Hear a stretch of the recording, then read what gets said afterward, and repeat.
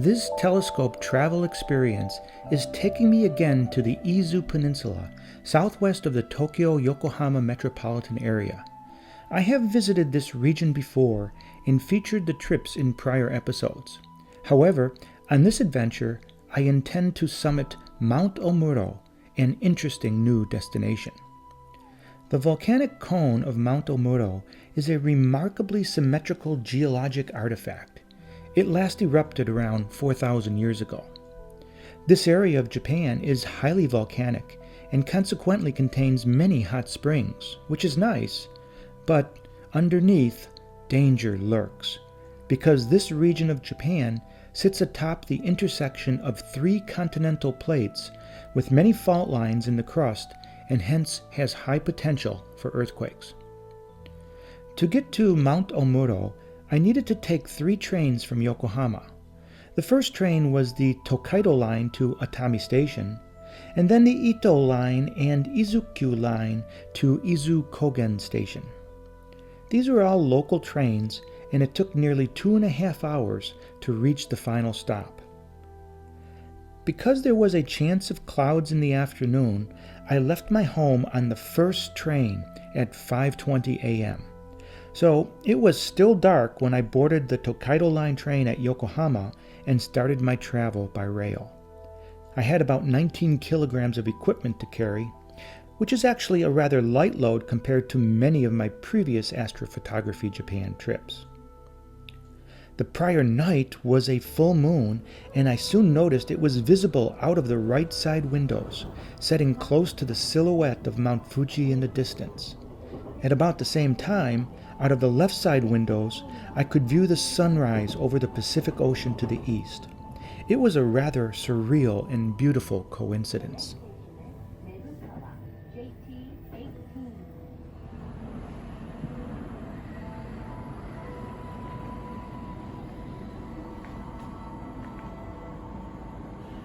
At Atami Station, after changing trains, the trip south on the coastal Ito and Izu-ku lines offered up beautiful oceanside views on one side and the rugged terrain of Izu on the other.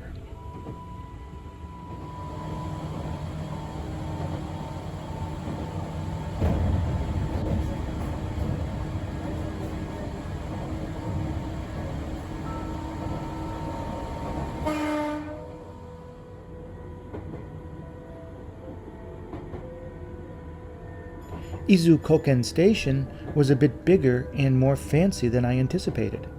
I learned that this area of the peninsula is the site of many upscale summer homes, and the small city is full of boutiques and restaurants and interesting establishments catering to the rather wealthy local residents and tourists.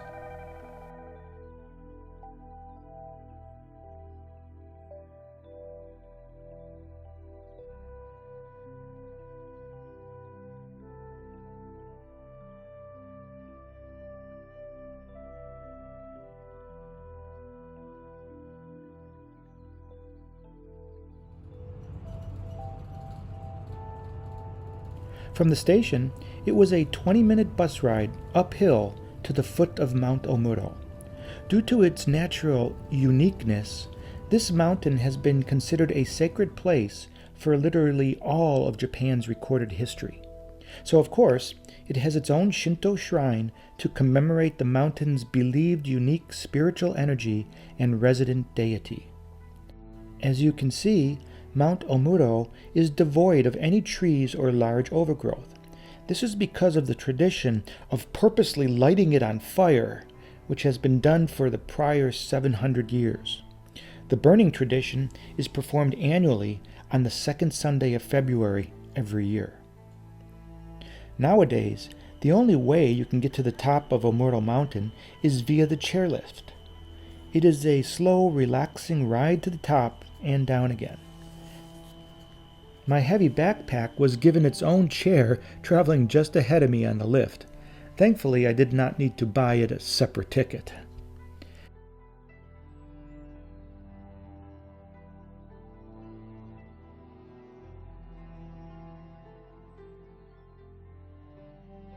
At the top were amenities and a souvenir store with snacks and drinks. Looking down into the caldera of the cone, one can find an archery practice range requiring membership and advance registration, of course. The actual highest point of the rim is on the other side of the caldera, taking about 10 to 15 minutes to walk halfway around along the ridge. It was there where I wanted to set up my telescope. Along the way, of course, I took many photographs of the horizon, which included Mount Fuji, the coastal landscape, and the beautiful blue expanse of the Pacific Ocean all the way out to the Izu Islands.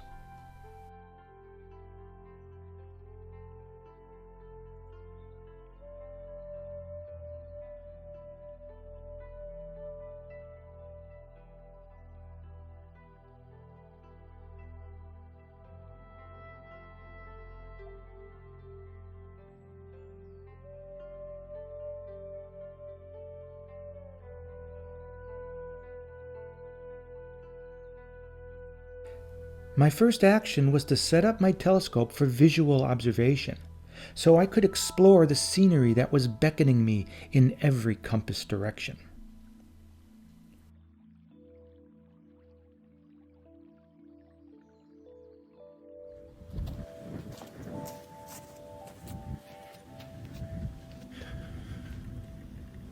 Here I am today on the Izu Peninsula on the eastern shores at the top of Omuro Mountain. This is about 575 meters above sea level, and from here you get a wonderful view all across the horizon. Back over in that direction behind the camera is the Pacific Ocean just south of Tokyo Bay, and some beautiful views of the Izu Islands out there and some ships on the water. Of course, behind me here are the Japan Alps and a snow-covered Mount Fuji.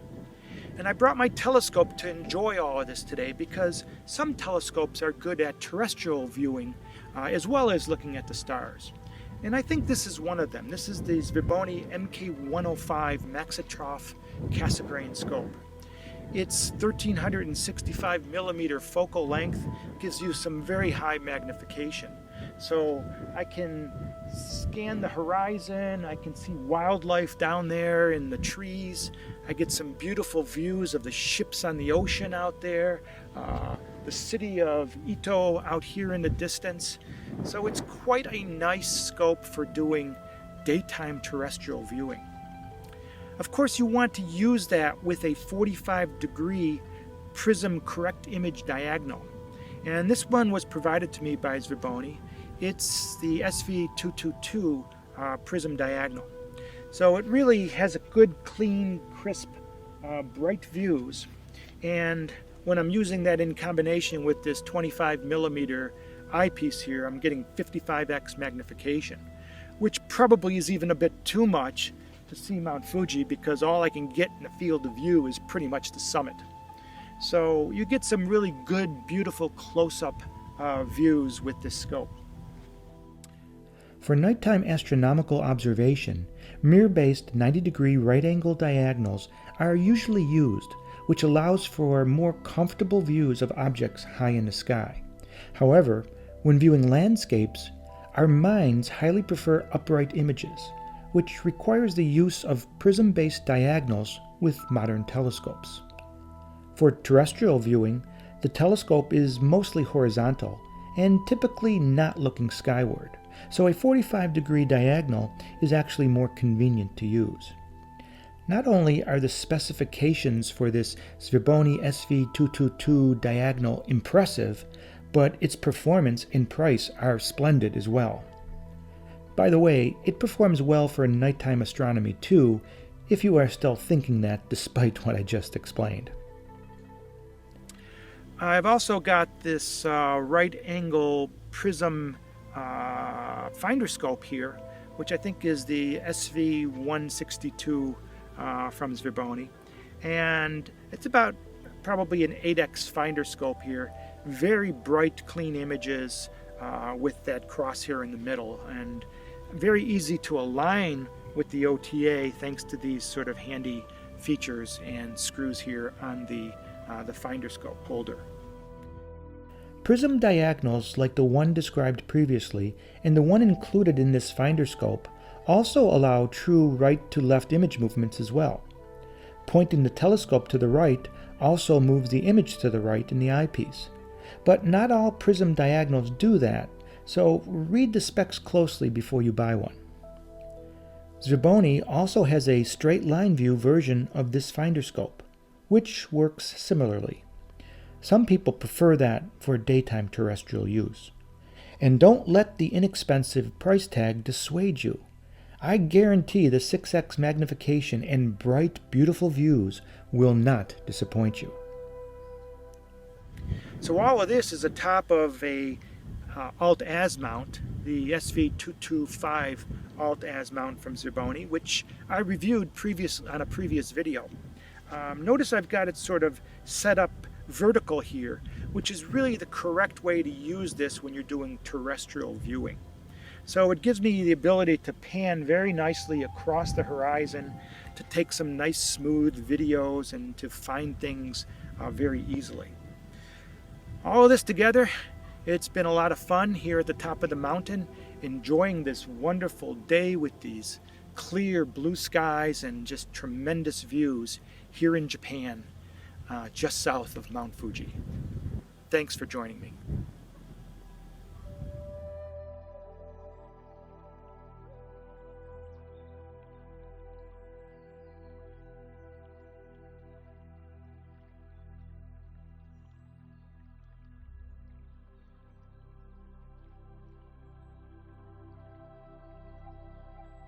For your information, SVBony sells a carbon fiber tripod, the SA410, seen here with a typical ball head mount and my Canon EOS R8 full-frame camera.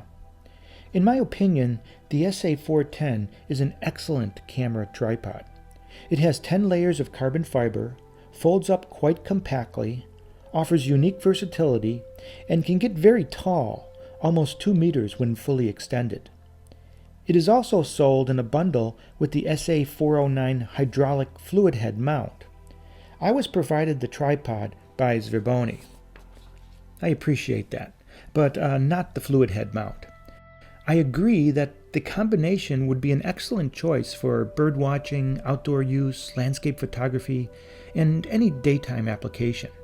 It is sturdy enough for most cameras and lenses and small telescopes. I usually prefer to use this tripod with my full-frame Canon EOS R8 camera.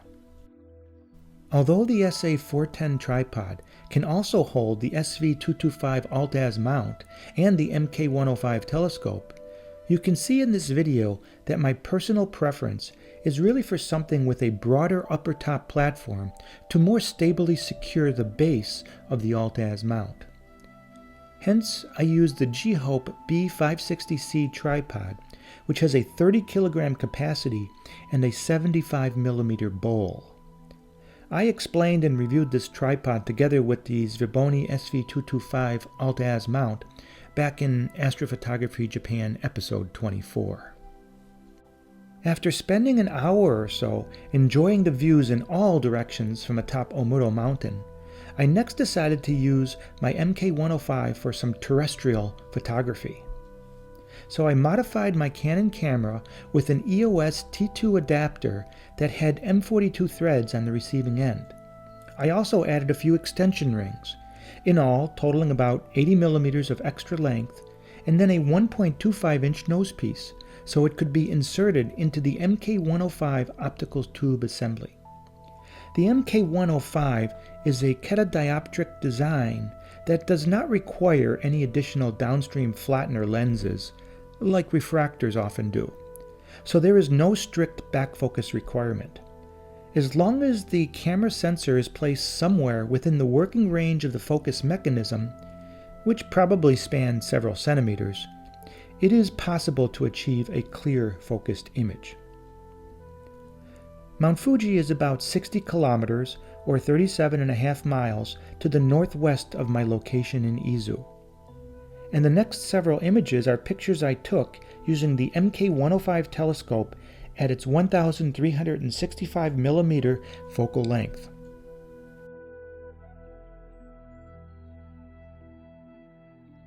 In the photograph, you will notice that the nosepiece and optical path limit the image projection circle. The telescope does not quite support a full-frame camera image. You can easily see the vignetting at the corners. Other than Mount Fuji, I also captured some photos of the mountain range beyond Mount Fuji. These are the so-called Southern Japanese Alps. These mountains are another 20 or 30 kilometers further in distance behind Mount Fuji. It's pretty remarkable that you can even see that far. Regarding the vignetting, notice that it disappears in these video images. This is because the Canon R8 makes a slight crop in the sensor utilization for this function.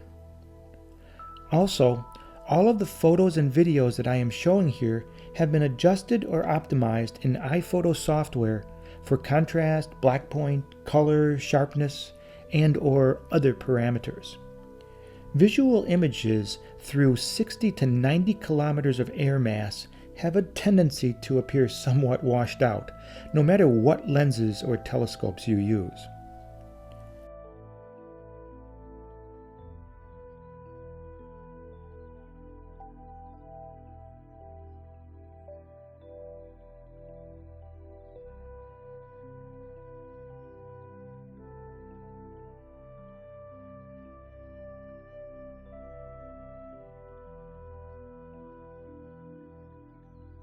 I also enjoyed pointing my telescope to the north and east at the city of Ito and in the ocean beyond.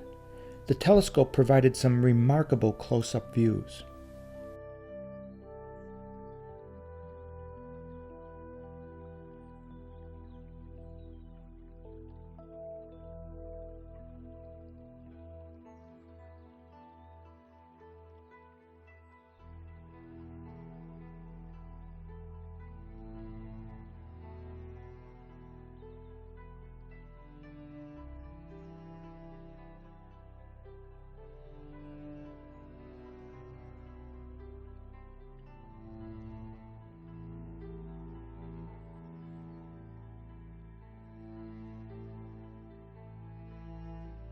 Here are some tourists on the other side of the rim on Omuro Mountain.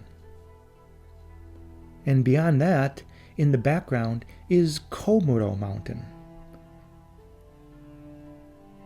This is the summit with a flattened rest and viewing area.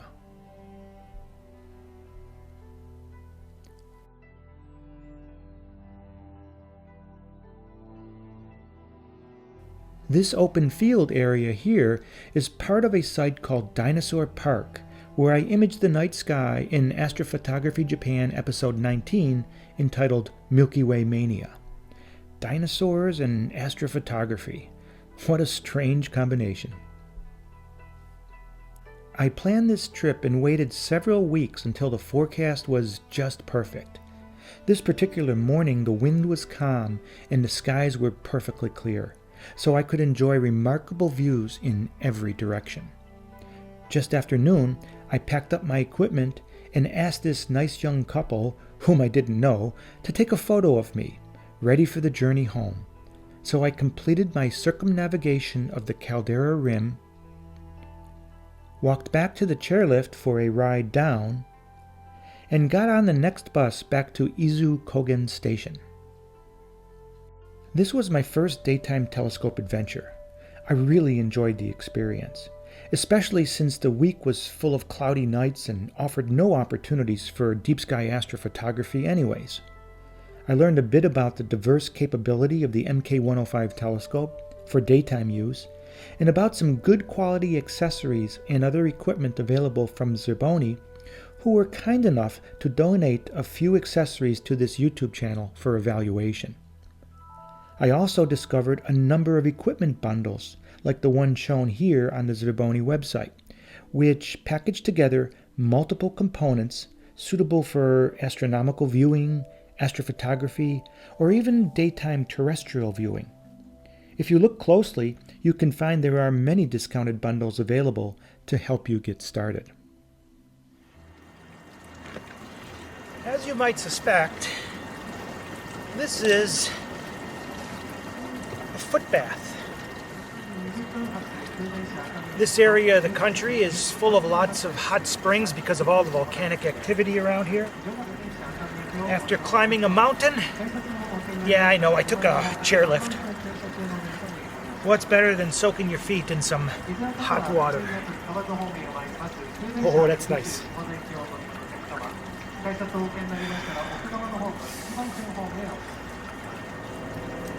Japan has a lot of these unique, interesting pleasures. Part of the reason why I like living here.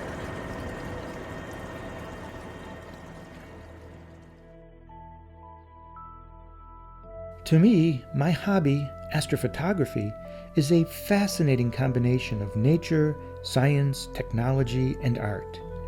And in this case, use of the equipment for daytime terrestrial observation and photography was also quite satisfying. Thank you for joining me. I hope you will subscribe and come back again soon. I'm JP Astro Guy in Yokohama, and this has been Astrophotography Japan.